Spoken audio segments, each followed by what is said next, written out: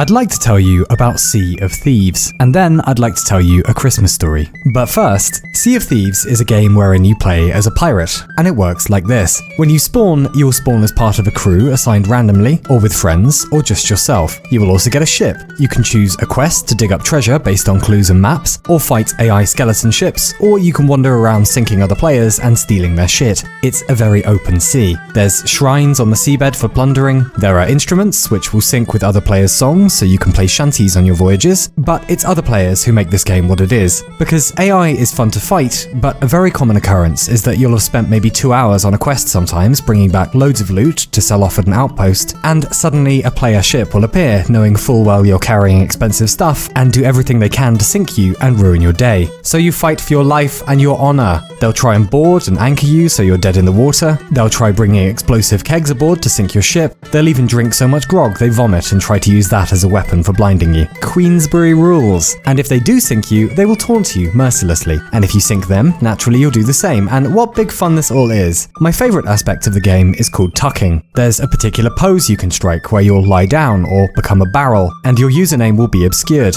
This means if you can stealthily board an enemy ship, they'll carry on sailing obliviously while you hide below or in the crow's nest, waiting for them to dock so you can suddenly get to work on trying to kill them all and sink their ship before they respawn, and obviously sell all of their shit that you did zero work for. It's weirdly fun, particularly if they're unpleasant or aggressive players, or respawn to find their ship a flaming mess or having just sunk, and of course having been relieved of their loot. Anyway, it's a big thumbs up from me, and the worst case of just 10 more minutes I've experienced in a game in years. But I promised you a Christmas story. I have a friend called Mikko. Mikko and I have known each other maybe 5 years now. Politely at first, sort of orbiting around each other at parties or coincidental meetups for whatever reason. We were good friends, but I was not a good friend. I would disappear for weeks at a time, falling back on some bullshit like having a creative crisis or something flaky like that. Around a year ago, my brain decided that sleep just wasn't a thing I did anymore, so trying to pass the time in the small hours, I bumped into Sea of Thieves and thought it was rather good. I asked Mikko if he wanted to join for a game, and he did,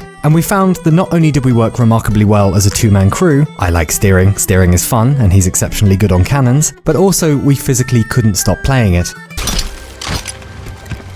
I got their flag. He's gonna board, but no, he won't, because he's dead.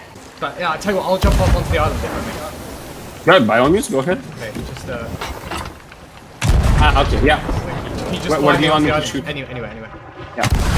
Thank you. Cool. Perfect. There you go. Fucking shit. Hey, they got me a couple of times. There's basically nothing except a stronghold keg. Oh! Nice! Oh! You get them? Hey friends, how's it going? Big bada boom. The other loot is back. Oh! Both of us would finish up work in the evening and immediately meet each other online to stay up until 3 in the morning on a school night to dig up treasure and terrorize Swedish 20-somethings with our cannons, by which I mean getting sunk and taunted by Swedish 20-somethings. It was that same joy of LAN parties from when we were both 15. And 15 years had passed since then, but somehow we'd rediscovered the camaraderie of gaming. And something interesting happened, which is we became closer friends. We just did. It wasn't the game as such, it was probably both having a vested interest in the same thing. The nights when we should have been sunk by a 4-person crew but somehow got lucky and sank them. The night Mikko lay down on the tavern floor and allowed 10 players to sing shanties and vomit on him in some kind of nautical initiation ritual. And it was all terribly addictive. It still is. And a world event spawned in 2020. You know the one. And I couldn't go home for Christmas. I hadn't seen my family in a year by then, so I was a little upset about this, though I tried not to show it. I missed them, because I'm not religious, but I am a Christmasist. It's the best time of the year. And while my family is fucking mental, I also unfortunately love them a lot. There is a tradition in my family that when my mum, dad and sister exchange gifts, in the afternoon, which is when civilized people distribute presents, not the morning, they aren't really gifts. Inside a massive shoebox will be a clue in Morse code or some fabricated language leading somewhere in the house, or to a neighbour's house where there'll be another present, which is also a clue. My childhood bicycle took 7 presents and codes to get through before I was allowed to fucking ride the thing.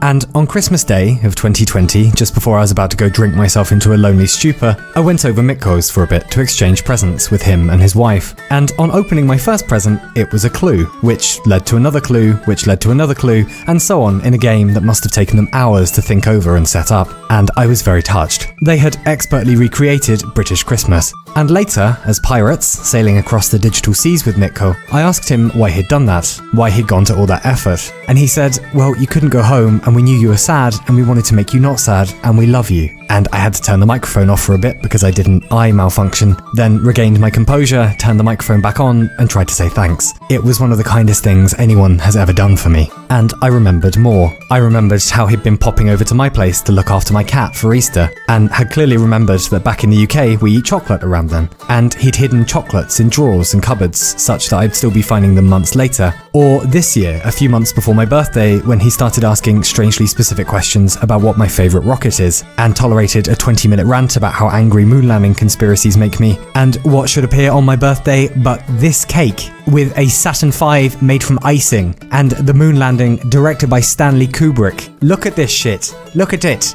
It just went on, and I tried to bring to mind something I'd done for him in return. Not just passing politenesses, but a premeditated attempt to do something personalised and thoughtful when he was in a pinch or a dark place, and I couldn't. I really couldn't. And I felt terrible, because I'd spent all this time obsessing over the next book or worrying about work, that I'd fallen into terrible friendship maintenance habits, turning up occasionally with beer and insults and thinking that was all that was needed. But friendships, real friendships, take more than that. They require love and tending to, and as with any plant worth growing, they wither without proper care. They are not just for convenience. We all know this. Now, I'm very proud of occasionally having angled the ship properly, so Mitko can expertly fuck up whoever had the audacity to sail near us with loot that was rightfully ours. I'm very proud of angling the spacey sails, so our enemies can gaze upon our spacey majesty as we attempt to steal their Athena chests. But if this is the extent of one friend's offering to another, that is just not sufficient. So this isn't really a review. What this is a thank you. A thank you for staying up with me far past a reasonable hour to go murder skeletons. A thank you for trying to ally with other players when I wanted to blow them out the water and we subsequently made new friends. But more, a thank you for being an incredibly good friend.